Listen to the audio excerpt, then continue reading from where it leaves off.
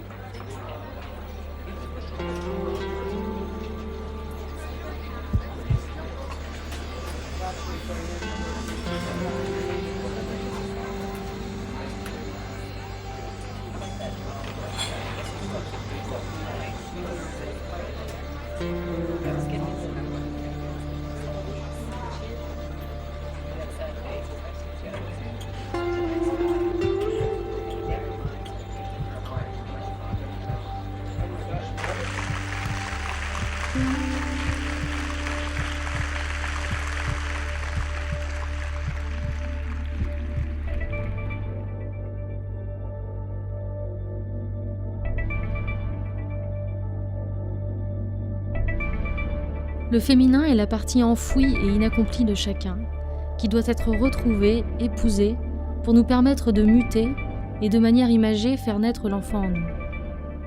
Frédéric Lenoir témoigne de ce plongeon dans le féminin inconscient pour atteindre l'amour, et inversement de la grande arme qu'est l'amour pour nous retourner vers notre féminin.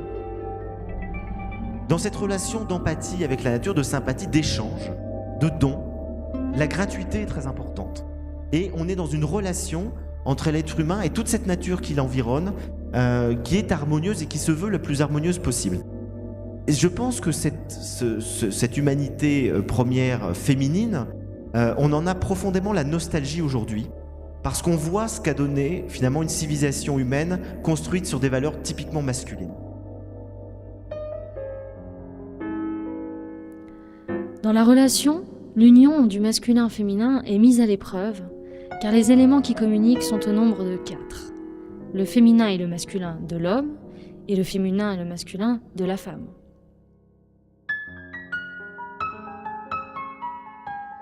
Et un jour, après une méditation, où j'étais partie comme d'habitude, toute seule, dans mon orgasme cosmique,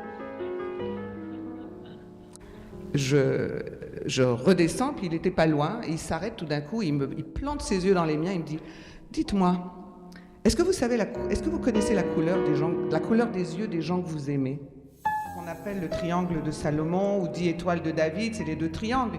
Donc c'est parfaitement bien comme énergie derrière nous, puisque c'est l'union du masculin et du féminin, les 2 triangles.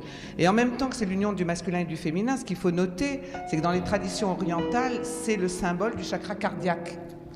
Et donc on se retrouve à comprendre et à toucher du doigt notre petite problématique, c'est que toute cette union du masculin-féminin, finalement, c'est c'est l'outil, ce rapprochement des contraires, c'est l'outil pour ouvrir le chakra cardiaque. Et donc c'est ce qu'a dit Frédéric, c'est la seule vraie spiritualité, c'est ce rapprochement du féminin et du masculin. Et donc on est bien avec ce symbole derrière nous.